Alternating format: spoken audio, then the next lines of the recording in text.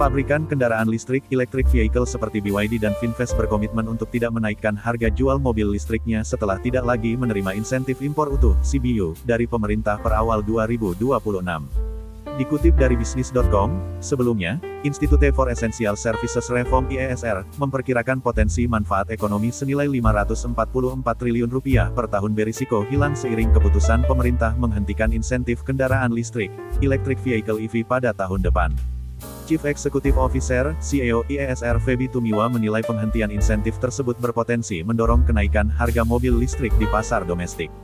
Kenaikan harga dipicu oleh berakhirnya insentif pajak pertambahan nilai (PPN) sebesar 10% serta fasilitas pembebasan bea masuk impor kendaraan listrik secara utuh atau completely built up (CBU).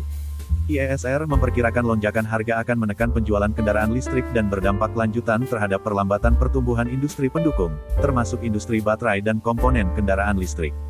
Kebijakan tersebut juga dinilai berisiko memperlambat laju adopsi EV yang selama ini berkontribusi menurunkan konsumsi bahan bakar minyak BBM, dan impor minyak.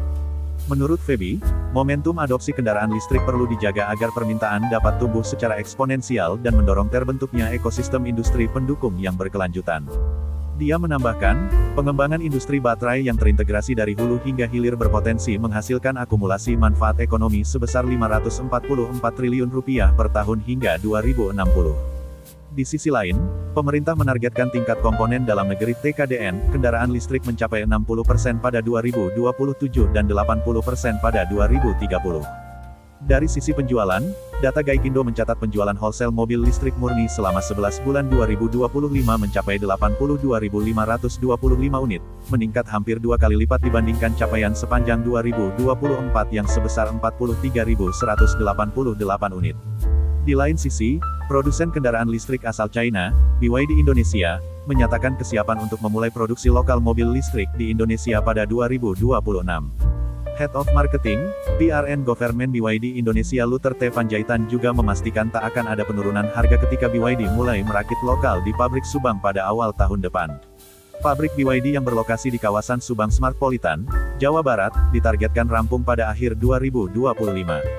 Fasilitas tersebut dibangun di atas lahan seluas 108 hektar dengan kapasitas produksi mencapai 150.000 unit per tahun, serta nilai investasi yang diperkirakan mencapai Rp11,7 triliun. Senada, pabrikan kendaraan listrik asal Vietnam, Finfast memastikan bahwa harga mobil listrik yang akan dirakit di pabrik Subang, Jawa Barat tidak akan mengalami perubahan dibandingkan dengan unit yang telah diimpor utuh. CEO Finfast Indonesia Karyanto Harjo Sumarto mengatakan, sepanjang 2025, Finfast telah menikmati berbagai insentif dari pemerintah, termasuk bebas bea masuk impor CBU mobil listrik hingga PPNBM ditanggung pemerintah, dengan syarat membangun pabrik di Indonesia. Alhasil, Karyanto menegaskan harga jual kendaraan listrik Finfast yang sudah dirakit lokal pada tahun depan tak akan berubah.